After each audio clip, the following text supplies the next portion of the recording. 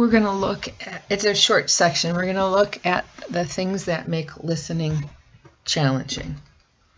There are more than the book talks about, but let's look at the first 4.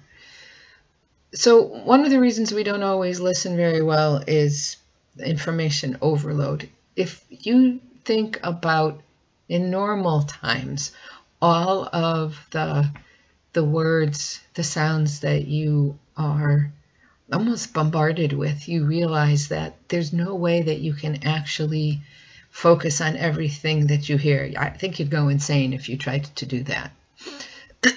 Another thing that keeps us from listening really well is personal concerns.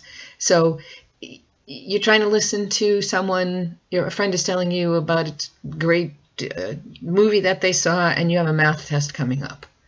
Or you're thinking, did I remember to turn off the stove when I left? It's hard to focus on what someone else is saying if you've got something going on inside your head.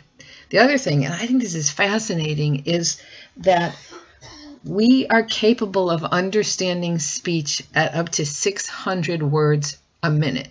Very few people speak that fast. Okay, so we can comprehend 600 words a minute, but the average person speaks between 100 and 140 words per minute, which means that when they're speaking, and I'm not talking about people who speak that slowly, but if they speak slowly, then you're able to fill in the gaps between words with your own thoughts, and that keeps us from being good listeners. The other thing that gets in the way of being a good listener is noise. And if you remember back to that Stewie Griffin model of interpersonal communication, noise can be things like the hum of the projector in the classroom or a fire truck going by outside, but it can also be psychological noise. We're distracted because we're thinking about other things, or even physiological things. We're congested, and so our ears aren't working well, and we're stressing about that. Something that this textbook doesn't talk about, but I think that we need to realize, and this touches on social phenomena, if you think about it, we are a society that truly believes that the person who has power is the one who's talking. We're not a culture that tends to value listening very much, and that can be a barrier. So here are some of the poor listening habits that we can avoid. I'm going to say you guys are all experts in the first one. This is the pseudo listening. You're in the classroom, you're smiling, you're nodding, and then a classmate turns to you and says, "What did the teacher say?" And you say, "I have no idea."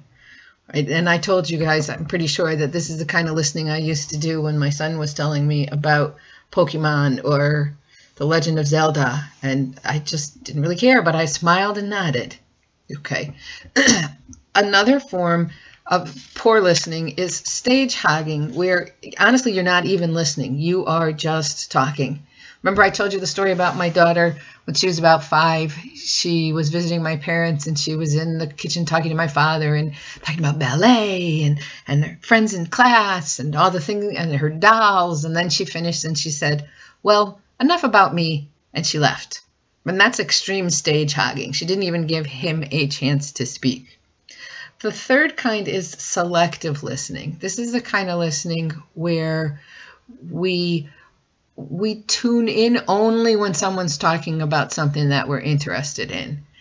I saw a cartoon once, it's a Far Side cartoon, where it shows what our dogs hear when we're talking, and it's blah, blah, blah, Fido, blah, blah, blah, Fido. So we only tune in when something seems especially important to us. There's a kind of listening that's called fill in the gap listening. What happens is you didn't fully attend to what the person was saying, and so your mind says, "Oh, well, they must have said this, they must have meant this." A lot of times, that's not exactly what they said. I see insulated listening as the opposite in some ways of selective listening. In insulated listening, you're listening to them, you're going along, and then they come to a topic that you don't want to hear, and that's when you tune out. You insulate yourself against that, whatever the topic is. Defensive listening is not unique to teenagers, but I think about it a lot with teenagers. You know, teen comes home and the parent says, "Wow, you were out late last night," and the teen goes, "You're always on my case." So you hear a simple statement becomes an accusation. You get very defensive about it. And the last kind of a poor listening is ambushing. If you were a fan of courtroom TV, Law and Order maybe, this is what the prosecution will do. You know, when they're saying, "Well, didn't you say this?" So basically what you're doing is you are listening to a piece of information to come back later and get the person with it. If you're in some kind of a romantic relationship, you might have done this, or someone might have done this to you, where, you know, the person says, "Well, don't you remember 2 years ago you said such and such?" And so you're storing up the information to use later. So I want you to think about these 7 kinds of poor listening and see if you can think of a time when you have used each one of these. And then later we will talk about the components of listening.